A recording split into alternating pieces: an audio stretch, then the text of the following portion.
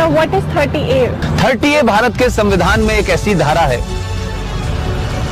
ये धारा ये कहती है कि हिंदू अपने धर्म की शिक्षा नहीं दे सकता, अपने कॉलेज में नहीं दे सकता, प्राइवेट कॉलेज में नहीं दे सकता, इसके लिए कॉलेज नहीं बना सकता, और जो सरकार के जो कॉलेजेस हैं उसमें नहीं दी जा सकती।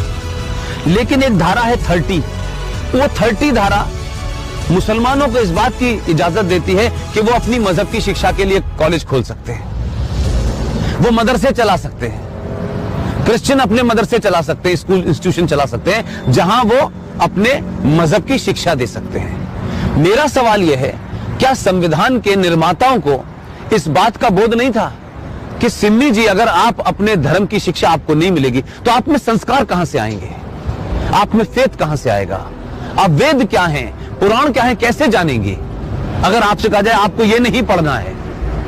और भारत में एक ऐसी सिविलाइजेशन जिसके 5000 साल का जो रिटन डॉक्यूमेंटेशन है, उसमें भारत का कोई भी आप दौर देख लें, कभी भारत की सनातन संस्कृति के मानने वालों ने दुनिया के किसी देश पे हमला नहीं किया। यह शब्द बलात्कार हमारी संस्कृति का हिस्सा नहीं था।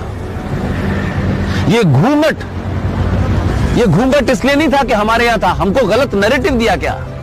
ये भारत के अंदर जब मुगल शासक आए, उनका एक ही एजेंडा था कि जितने गैर मुस्लिम औरतें हैं उनका रेप करके उनकी नस्लों को सुधारना है। ये बलात्कार शब्द हमारे साहित्य का हिस्सा नहीं था, ये तलाक शब्द हमारे साहित्य का हिस्सा नहीं था।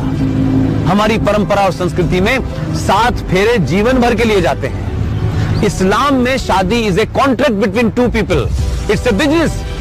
आपने शादी मुझसे की और शादी करने के कुछ दिन के बाद आपको लगा कि मैं रहना नहीं चाहती, तो बिजनेस कॉन्ट्रैक्ट है, आपने कॉन्ट्रैक्ट कैंसिल कर दिया। तो आर्टिकल 30A भारत के संविधान से हटना चाहिए। इस देश के 90 से 95 करोड़ हिंदुओं को उनका शास्त्र क्या कहता है, उनका वेद क्या कहता है, इसकी शिक्षा की इजाजत देनी चाहिए।